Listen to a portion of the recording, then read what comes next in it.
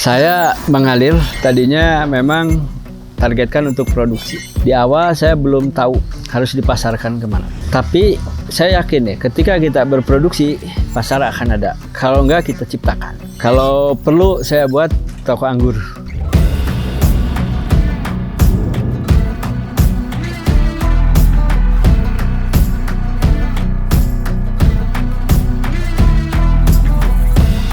Perkenalkan, saya Denny, saya sebagai owner dari Kebun Anggur Cangri. Jadi ini sudah berupa CP ya, CP Kebun Anggur Cangri. Kita targetnya adalah ke produksi buah anggur.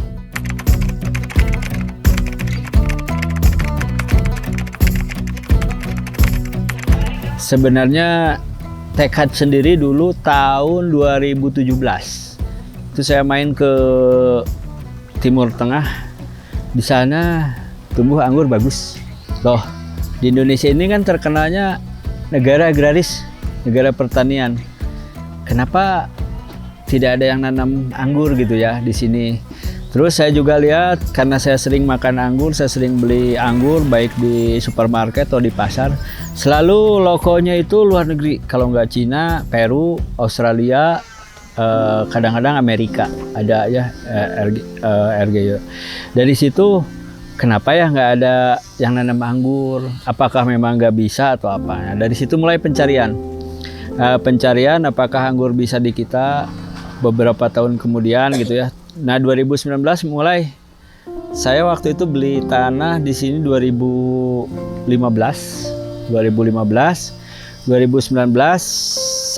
dari 2015 ini saya cek, ini kan padi ya, sawah. Saya cek cash flow. Jadi untuk panen dan modal sepertinya nggak ada apa-apanya nih.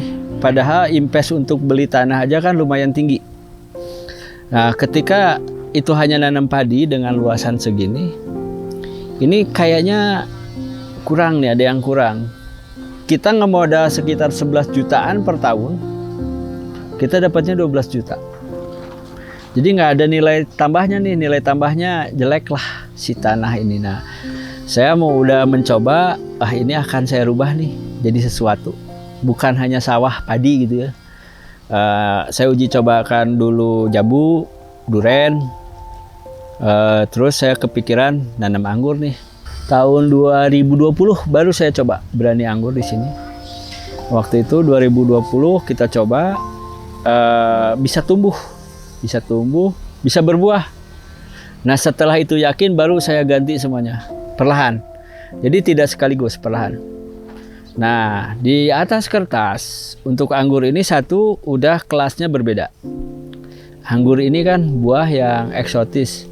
Biasanya kalau udah ngomong anggur, orang udah ngomongnya wah. Berarti kalau saya nanam anggur, keren banget gitu ya. Petani tapi anggur gitu kan. Terus saya keliling belum ada nih yang ngebun anggur. Makanya saya temui beberapa komunitas. Waktu itu sudah ada komunitas hobi lah, hobi anggur. Saya tanyain satu-satu ada nggak yang ke arah produksi. Mereka nggak ada. Saya udah ngomong saya mau ke arah produksi anggur.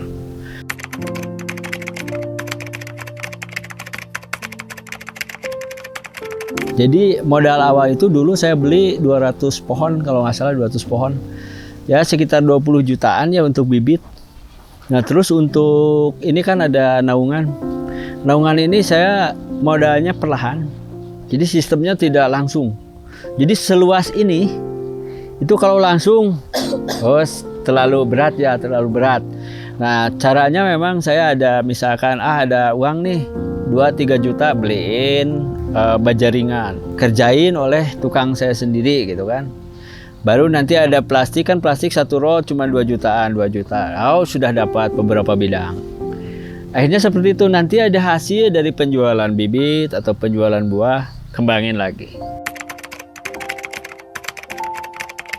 Berbagai macam, saya punya 102 varian.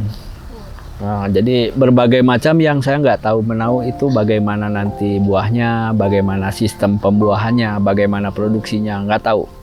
Pokoknya berbagai, ada 102 lah catatan saya. Dari mulai akademik sampai jenis apalah, pokoknya dari Ukraina, dari Rusia itu saya tanam. Pokoknya dari penghobi ada jenis apa, ambil saya tanam. Pokoknya makanya di blok itu macam-macam. Blok itu dulu macam-macam, sekarang sudah mulai diseragamkan. Dulu sangat macam-macam. Nah, ini ada varian Julian namanya. Ini hijau besar. Nah, di kita meskipun belum matang, ini sudah ada yang tag untuk beli. Jadi sudah PO ini. Ini belum matang sudah di PO. Ini biasanya sekitar 1,5 kilo satu tandan ini nih.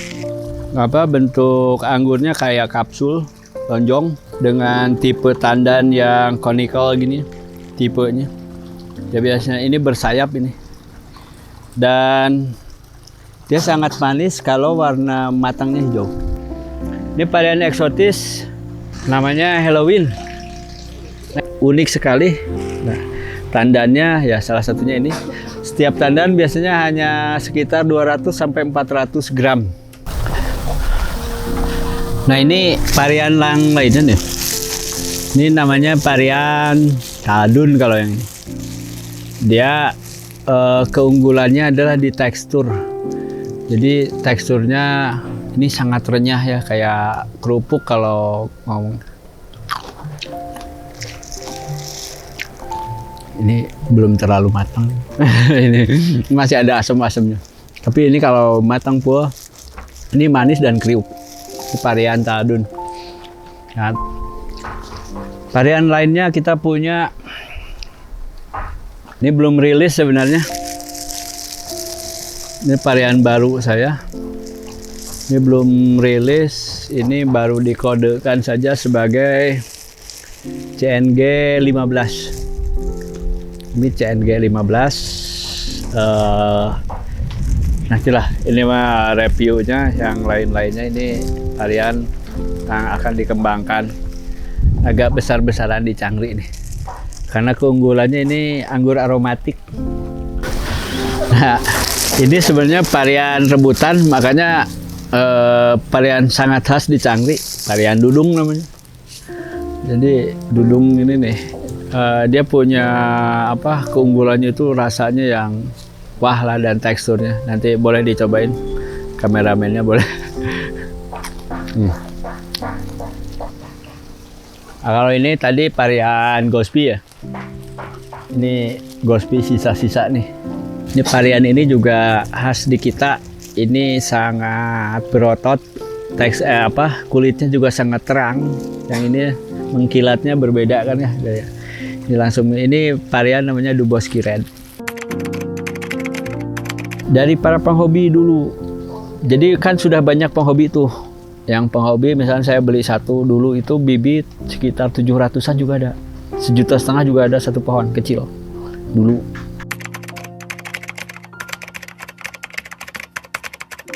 Nah, memang keseluruhan waktu 2020 itu di sekitar 5.500 meter.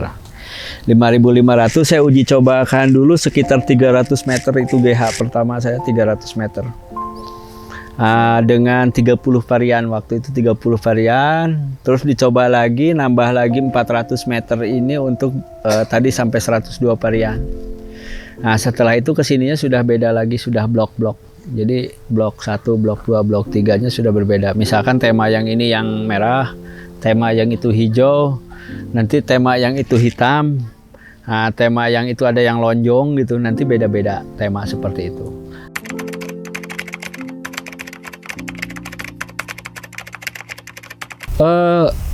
Saya nggak tahu harus seperti apa, tapi di sini dengan 700 mdpl cuaca Ciparai ini anggur tumbuh baik. Dengan air yang banyak juga tumbuh baik. Saya nggak bisa menilai bahwa anggur harus di mana, karena ini belum uji coba.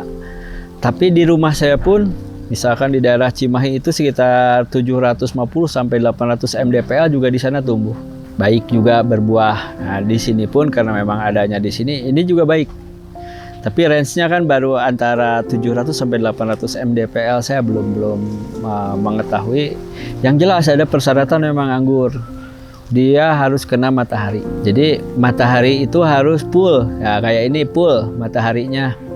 Nah, ketika mataharinya full, dia perlu air banyak, itulah yang cocok gitu. Jangan sampai tertutup, misalkan tanaman lain atau nggak ada mataharinya, itu yang agak sulit. Matahari ini perlunya yang full.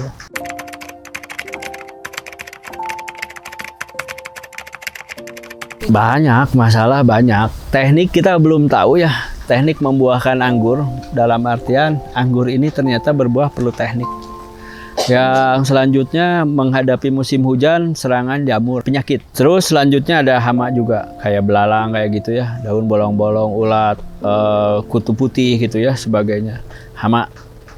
Jadi kendalanya karena belum ada referensi khusus anggur.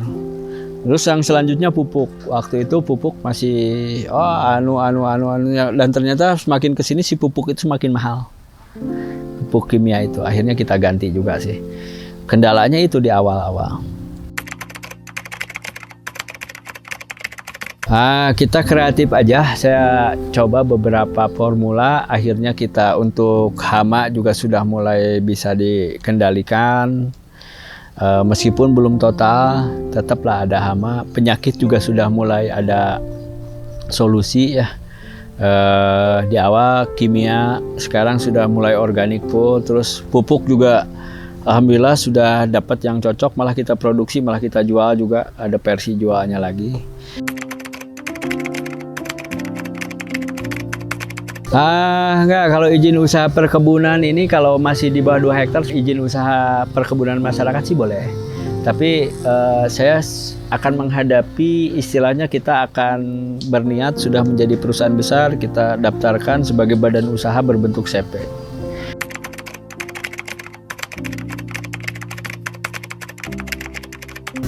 Total 10 yang setiap hari, 10 orang ya. Terdiri dari yang seharian, yang khusus ngurus anggur itu ada 5 orang. Terus 2 orang yang tenaga ahli saya, 2 orang. Terus ada bagian infrastruktur juga dipekerjakan sekitar 3 orang.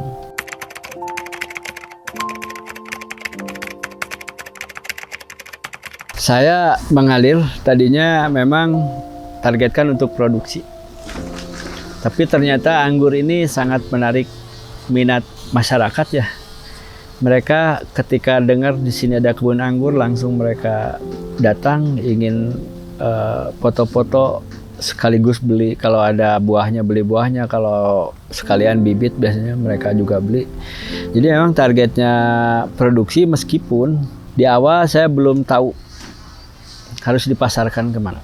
Tapi saya yakin ya, ketika kita berproduksi pasar akan ada. Kalau enggak kita ciptakan. Kalau perlu saya buat toko anggur, toko buah-buahan gitu di kota di sana. Kalau perlu gitu kan. Kalau memang di sini produksinya tidak bisa sendiri, atau saya akan cari channel-channel lain, apakah ke swalayan, ke supermarket atau ke pasar. Itu pun akan dilakukan, tetapi terlebih dahulu produksi saya berapa. Saya akan menakar dulu ke arah sana. Anggur perawatan itu perlu setiap hari ya. Dalam artian anggur kalau kena penyakit sudah jangan dibiarkan, apalagi kalau terkenanya jamur. 3 hari habis. Dia harus dipantau. Jadi ketika ada indikasi bahwa ini tanaman kena penyakit nih. Misalkan sudah ada jamur di 1 titik atau ada hama di 1 titik, tangani dulu itu. Setelah itu yang rutin, misalkan dilakukan perawatannya, kan ada perawatan rutin ya. Penyemprotan rutin itu sekitar 1 minggu sekali. Harus setiap hari karena harus dikontrol. Ketika ada satu kejadian, titik itu selesaikan dulu. Nah, biar ini lebih ringan. Dia kalau lebih ringan, jadi tidak terlalu menyebar, modal kita juga untuk ngeluarin obat-obatan ataupun apa gitu nggak terlalu mahal. Terus juga pertumbuhan anggur di kita ya, cara perawatan anggur berbeda dengan di Eropa. Kalau di Eropa itu anggur kan memang setahun sekali. Karena ketika dia musim semi lah, anggap musim semi anggur itu tumbuh bareng dengan berbuah. Berbuah, lalu di musim panas itu mereka panen. Masuklah ke musim gugur. Anggur itu rontok sendiri. Masuk ke musim es atau musim salju ya. Mereka tidur dorman si anggur itu. Baru nanti musim semi ngulang lagi. Jadi setahun hanya sekali. Tapi di kita Anggur ini perlu pembatasan karena terus tumbuh. Nah makanya ada tiap hari, makanya ini ada bekas dipotong, ngapain sih dipotong. Ini sebenarnya salah satu teknik pembatasan untuk menghasilkan buah yang bagus. Per 6 bulan kita cek pH tanah dan kondisi tanah. Kalau memang kekurangan nutrisi, kita tambahkan nutrisi yang memang kurang di sini.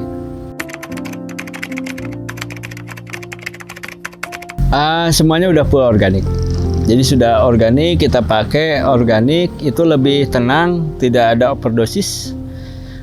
Kelebihan pun gak masalah, masih disimpan di tanah.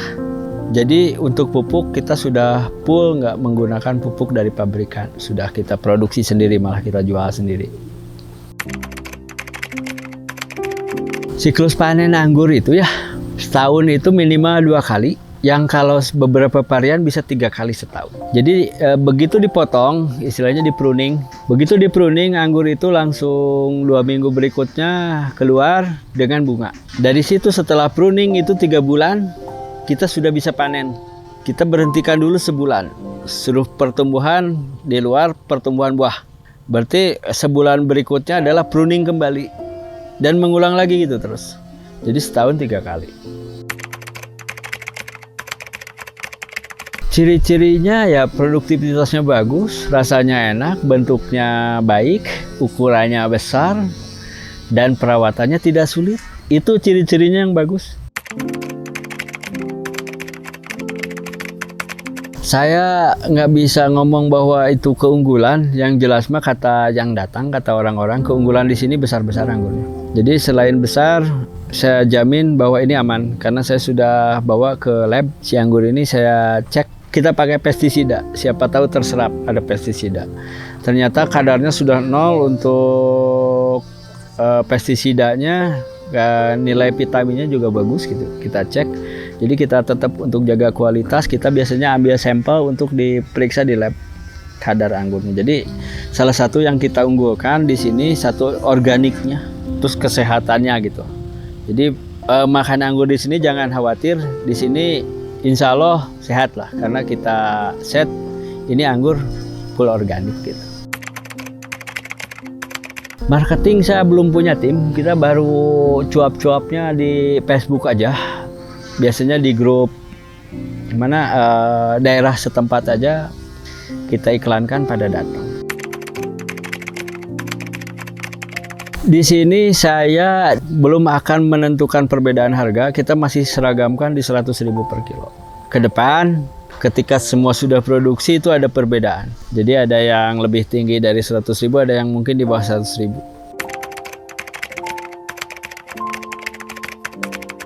Gini, keuntungan secara total sebenarnya, hitungan saya itu kita bisa untung di tahun keempat. Ini baru tahun kedua, secara keseluruhan baru 2 tahun. Jadi belum ngomong keuntungan lah. Kan ini harus invest nih. Tidak mungkin kita satu usaha langsung untung. Kita kapan untungnya gitu kan. Perbedaannya adalah nilainya dengan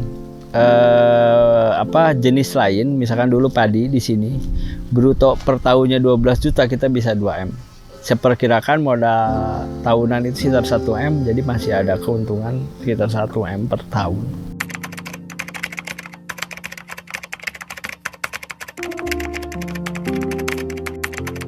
Jadi dia punya lahan dengan sumber air yang mumpuni. Jangan sampai nanti mahal di penyiraman, karena keperluan air untuk anggur ini besar.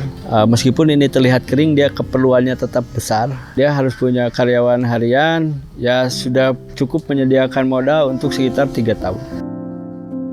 Saya ada satu grup di Facebook, Sahabat Perangguran. Saya biasanya di situ sharing, baik perawatan, penjualan, kadang-kadang hanya show saja itu ada. Terus kita juga ada Instagram Kebun Anggur Cangri ya. Di situ Kebun Anggur Cangri kita ada Instagram. Silakan kalau yang mau datang ke sini, itu di Google Maps kita ada sudah kasih tanda Kebun Anggur Cangri. Itu di Google Map kita sudah ada Kebun Anggur Cangri. Untuk datang setiap hari dibuka dari mulai jam 8 sampai jam 3 sore. Kecuali hari Jumat, kita Jumat tutup. Ini untuk yang bekerja ada. Terus fasilitas yang lain juga di sini jangan khawatir, ada tempat makan, musola juga ada. Kalau ada pertemuan juga bisa di sini gitu ya. Jadi ada beberapa fasilitas tambahan selain kebun anggur, ada warung untuk makan, ada musola, ada ruang pertemuan, dan ini gampang diakses dengan kendaraan dari alun-alun Cipara itu cuma 1,5 km. Dari alun-alun Cipara 1,5 km bis masuk. Jadi angkutan umum memang belum ada ke area sini. Dia angkutan umumnya masih di jalan raya di sana. Kalau mau jalan sekitar 400 meter dari jalan raya yang ada angkutan umum. Itu mungkin yang mau datang ke Cangri. Biasanya pesepeda kalau hari Sabtu dan Minggu ini biasanya rebutan tempat di sini nih untuk sekadar beristirahat, dan mereka biasanya foto-foto dan membeli anggur di sini di Cangri.